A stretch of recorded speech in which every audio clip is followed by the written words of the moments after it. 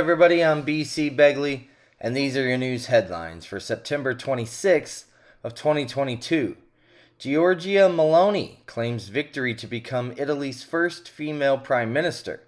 Brothers of Italy leader Giorgio Maloney has claimed victory in a general election that seems set to install her as Italy's first female prime minister. Addressing media and supporters in the early hours of Monday morning, Maloney said it was, quote, a night of pride for many and a night of redemption.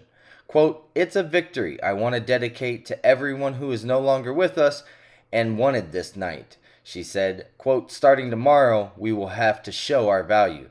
Italians chose us and we will not betray it, as we never have, she said.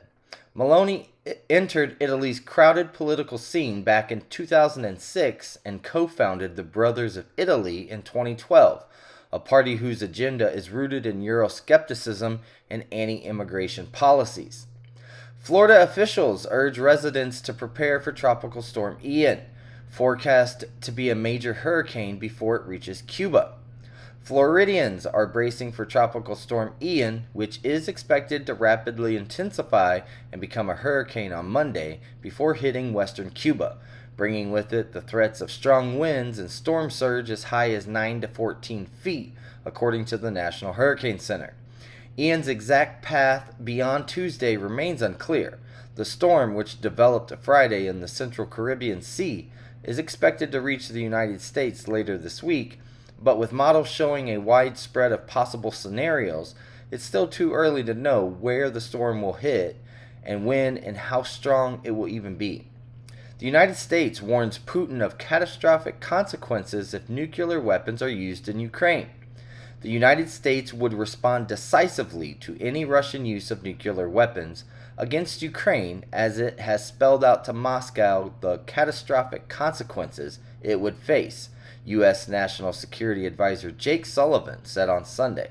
Sullivan's remarks represented the latest American warning following the thinly veiled nuclear threat made by President Vladimir Putin last Wednesday in a speech in which the Russian president also announced his country's first wartime military mobilization since World War II. Quote, if Russia crosses this line, there will be catastrophic consequences for Russia. The United States will respond decisively, Sullivan told NBC's Meet the Press program. Hundreds of thousands without power in Atlantic Canada after Fiona rumbles north.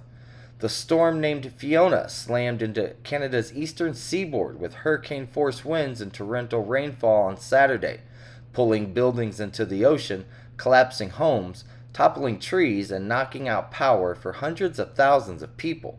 Fiona first wreaked havoc in the Caribbean as a hurricane before moving up the Atlantic and making landfall again as a post-tropical cyclone. The storm ripped a path of destruction in Nova Scotia, New Brunswick, Prince Edward Island, and Newfoundland before weakening and moving out to sea on Sunday. North Korea fires second ballistic missile into sea ahead of VP Harris' visit to Seoul. North Korea has fired a second ballistic missile into the sea on Sunday, ahead of a visit from U.S. Vice President Kamala Harris to the South Korean capital. Kim Jong-un's regime fired its first missile off of its east coast on Saturday as the USS Ronald Reagan aircraft carrier entered the region. The country frequently uses missile tests as a show of force. Harris will visit Seoul later this week as the U.S. and South Korean militaries hold joint drills. Quote, North Korea's launch of a ballistic missile is an act of grave provocation that threatens the peace and security of the Korean peninsula and international community, South Korea's Joint Chiefs of Staff said in a statement on Sunday. Powerful typhoon leaves 5 rescuers dead in North Philippines. Typhoon Noru blew out of the northern Philippines on Monday, leaving 5 rescuers dead, causing floods and power outages, and forcing officials to suspend classes and government work in the capital and outlying provinces.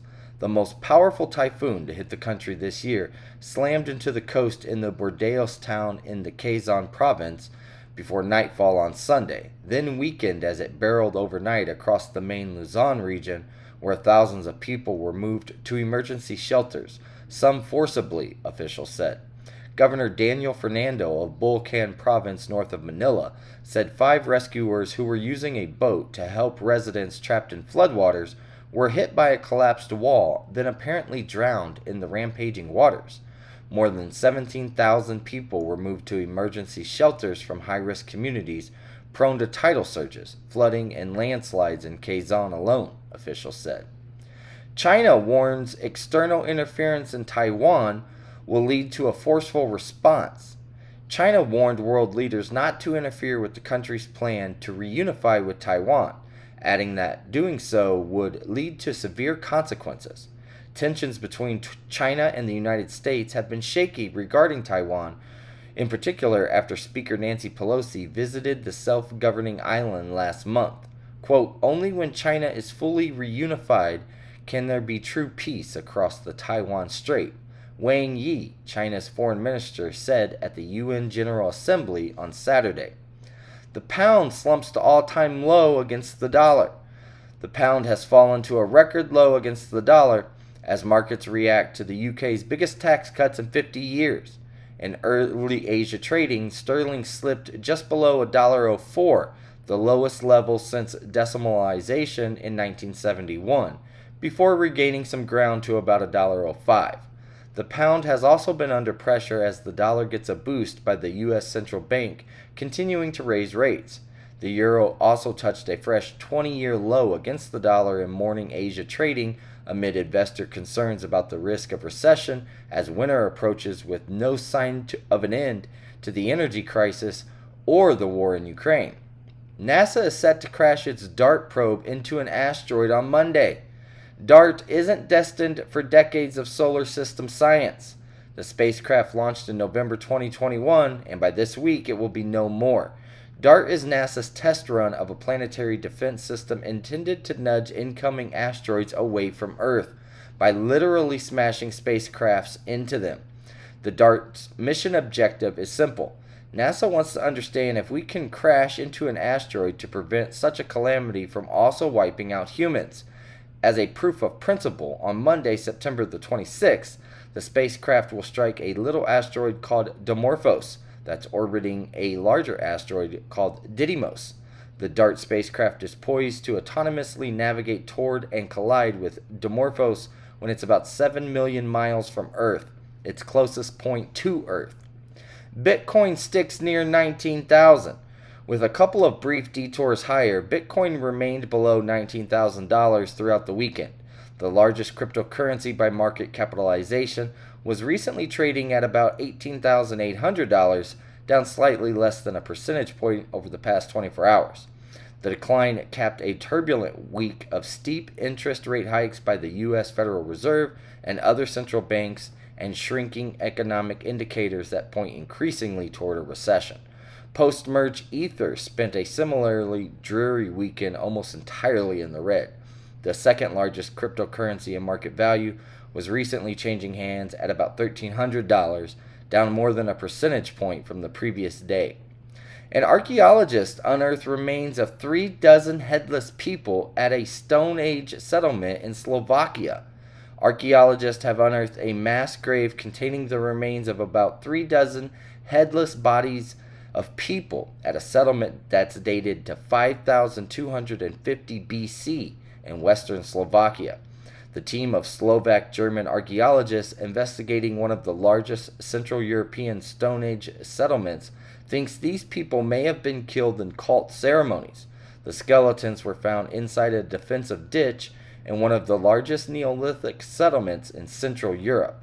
And those are your news headlines for the September 26, 2022.